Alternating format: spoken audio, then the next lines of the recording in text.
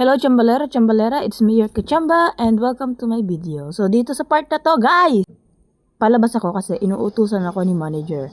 Dahil nga ni bayaran na nung kanyang motor and kailangan din niya mag-withdraw. So anong gagawin ng babae? Eh di pupunta sa BDO para mag-withdraw and then diretso tayo Superbikes para magbayad. And syempre sinabay ko na rin yung free departure checklist natin kasi kailangan to every morning kapag papasok na ang tracker. Ito kasi natin malalaman kung safe ba silang umalis and yung odometers nila of course kailangan natin niya ma-check. After natin dyan, nagdiretso na kami dito kay Smith. So dahil malapit lang siya sa Minsu, nagdiretso na kami and ayan, ito po ay located lang dito sa Masipit, Calapan City.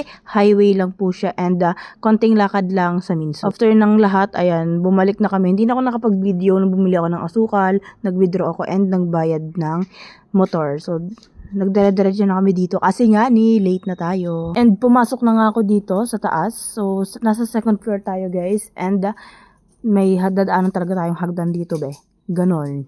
Malamang second floor yan be. And then fast forward na nga, pauwi na tayo. Kasi nga out na po tayo. Malamang be. Charis. So ayan, pumunta lang kami dito sa bayan kasi gusto namin ipacheck yung phone ng aking jowaers kasi nga po hindi siya mag-open. And then pagdating dito sa cellphonean, okay siya. Ano yun, nangangamuhan? Iba na yung amo niya, ganon. And then, ayan, napag-desisyon na namin na pumunta ng night market kasi nagugutom na ang babaeng ito. Yes po, dahil dragon po ang babaeng ito kapag nagugutom. So dito, trinay lang namin yung pusit na inihaw and so far masarap naman siya.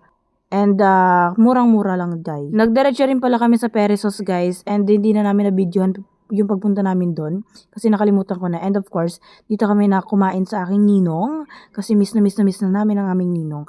Ayan, so pumunta na kami dito and dito na lang kami kumain. Dito na lang kami nag-date day, kaming dalawang mag-jowa.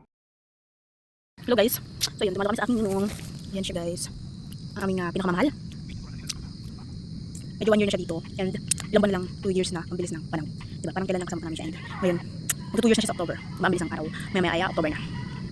And dito nga guys, pag uwi ko, yung dog ko naman, ganito yung nangyari. Sobrang giliw na giliw siya every time na uuwi ako. Every time na dadating ako or maririnig niya lang yung motor ko. And kinagabihan naman guys, pumasok naman ako sa TESDA. So guys, nagte-TESDA po ako while working and nag-aaral sa Minsu. Ayan, so tile setter yung kinuha ko para wala lang, trip ko lang, charis. And dahil nga whole day tayo tomorrow. Ayan, so pumasok ako ng maaga sa office para makapag-out din ako ng maaga and hindi maapektuhan yung trabaho ko. So ayan, palabas na kami dito ng kanto. And syempre, nagugutom kami. Bumili muna kami ng barbecue. Ayan, dinagdag lang namin sa food natin. So kain tayo guys. So guys, dahil maaga tayong pumasok, maaga tayong uuwi. So out na ako, dala ko lang yung laptop and sa bahay ko na gagawin yung i-encode ko na iba kasi naiwan ko yung papers sa bahay. So, let's go!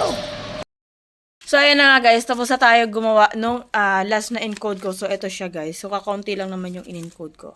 And, dito na nagtatapos ang ating video. Bye!